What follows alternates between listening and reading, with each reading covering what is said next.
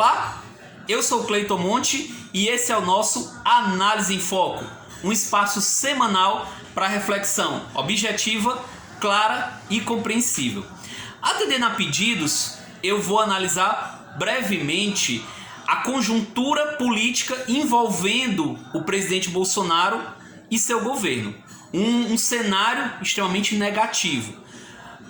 Vou colocar aqui algumas variáveis para a gente pensar.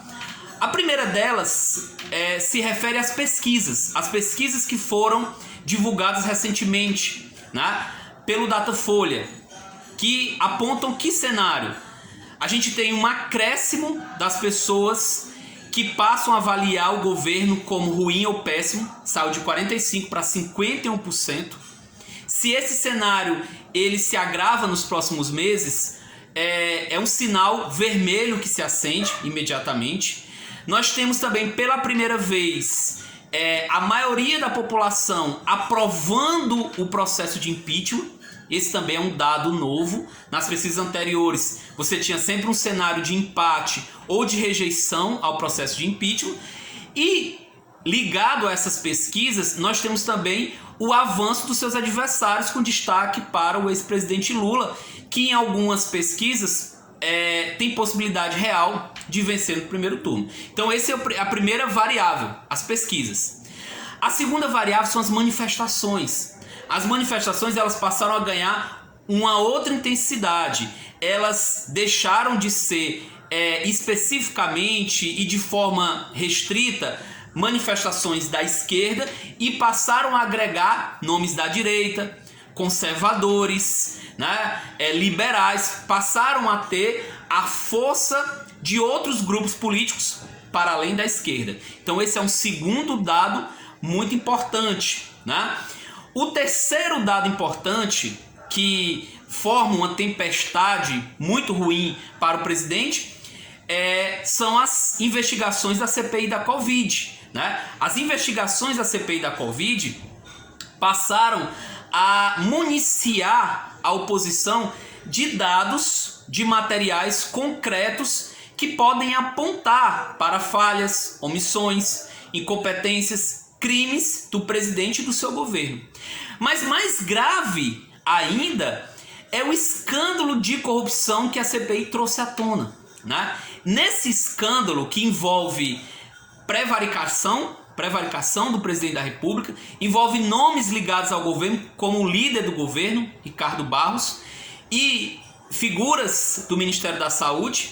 Esse escândalo de corrupção, de propina, ele toca numa das bandeiras mais importantes do movimento bolsonarista, que é a ética, a questão da anticorrupção. Bolsonaro chegou ao governo, chegou ao poder em 2018 com uma forte bandeira anticorrupção.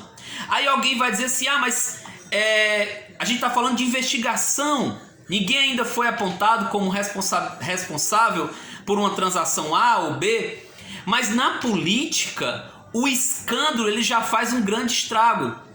São inúmeros os casos de pessoas que tiveram a sua honra, o seu perfil, a sua carreira tolhidos, manchados por causa de escândalos de corrupção.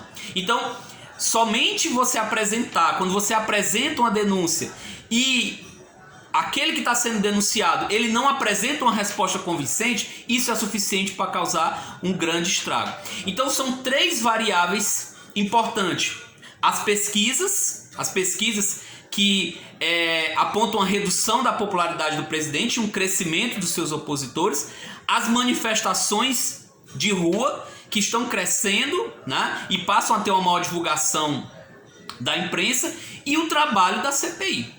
Por mais que os grupos ligados mais próximo ao governo, ao bolsonarismo, digam que não estão preocupados com esses componentes, mas a gente sabe que os aliados do governo, principalmente os partidos do Centrão, estão ligados sim, né? Por quê? Porque fica mais caro, fica mais oneroso, fica mais difícil apoiar um governo impopular, um governo que passa a sofrer fortes críticas das ruas e um governo que passa a ser apontado como corrupto.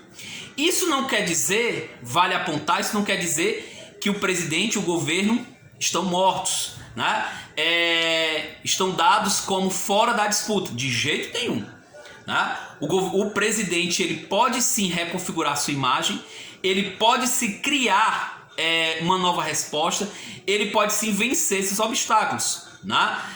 Eu acho que esse é um dado importante. A gente não pode confundir a realidade com desejo, com perspectivas subjetivas, né? E a realidade, ela é, isso sem dúvida, extremamente negativa para o presidente e para o seu grupo, né? Vamos aguardar os próximos capítulos, vamos aguardar os próximos lances dessa grande série chamada Brasil, Crise Política Brasileira, para a gente ver como é que esses atores eles vão se movimentar, né? Mas são variáveis que vale a pena acompanhar mais de perto, ok? Esse foi o nosso Análise em Foco de hoje. Aguardo você na próxima semana. Grande abraço.